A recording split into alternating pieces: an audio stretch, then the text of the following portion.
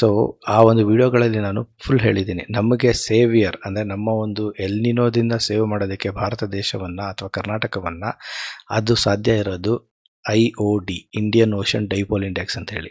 So ಅದರಿಂದ ಒಂದಷ್ಟು offset ಅಂದರೆ ಅಲ್ಲಾಗುವಂತಹ ಎಲ್ನಿನೋದ ಎಫೆಕ್ಟನ್ನು ಇದು ಆಫ್ಸೆಟ್ ಮಾಡ್ಬೋದು. ಆದರೆ ನಿಜವಾಗ್ಲೂ ಮಾಡ್ತಾ ಇದೆಯಾ, ಮಾಡ್ತಾ ಇಲ್ವಾ? ಬನ್ನಿ ನಾನು ಡೇಟಾ ಕೊಡ್ತೀನಿ.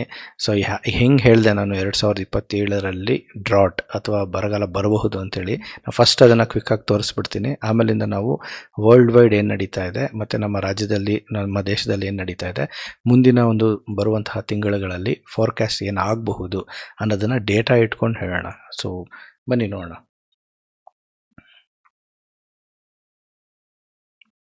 ಸೊ ನಾನಿದು ವರ್ಲ್ಡ್ ಮೆಟ್ರೋಲಾಜಿಕಲ್ ಆರ್ಗನೈಸೇಷನ್ ಡೇಟಾ ಮತ್ತೆ ಬರ್ತೀನಿ. ಬಟ್ ಫಸ್ಟು ನಾವೊಂದು ಎಕ್ಸೆಲ್ ಪ್ರಿಪೇರ್ ಮಾಡಿದ್ದೀನಿ. ಸೊ ಇದು ನಾನೇ ಪ್ರಿಪೇರ್ ಮಾಡಿರುವಂತಹ ಡೇಟಾ. ಬೇಕಾದಷ್ಟು ವೆಬ್ಸೈಟ್ಸ್ಗಳಿಂದ ಡೇಟಾ ತೊಗೊಂಡು ನಾನು ಇದರಲ್ಲಿ ಹಾಕಿ ಪ್ರಿಪೇರ್ ಮಾಡಿದ್ದೀನಿ. ನೋಡಿ, ಇದು ಏನಂದರೆ 1950ನೇ ಇಸವಿ.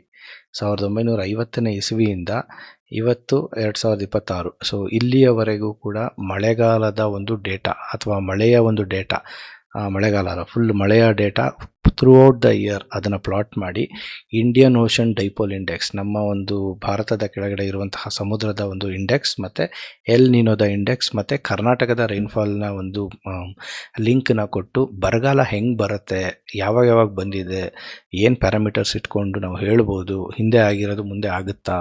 ಸೊ ಈ ಒಂದು ವಿಷಯಗಳ ಬಗ್ಗೆ ನಾವು ಡಿಸ್ಕಸ್ ಮಾಡೋಣ ಬನ್ನಿ. ನೋಡಿ, ಫಸ್ಟು ನಾನಿಲ್ಲಿ Karnataka rainfall data versus departure. So ಇಲ್ಲಿ ನೀವು ನೋಡ್ಬೋದು JJAS IOD ಆ್ಯಾವ್ರೇಜ್ ಅಂತೇಳಿ ಹೇಳ್ತಾರೆ. ಸೊ ಏನಿದು JJAS ಅಂದರೆ June, July, August, September data.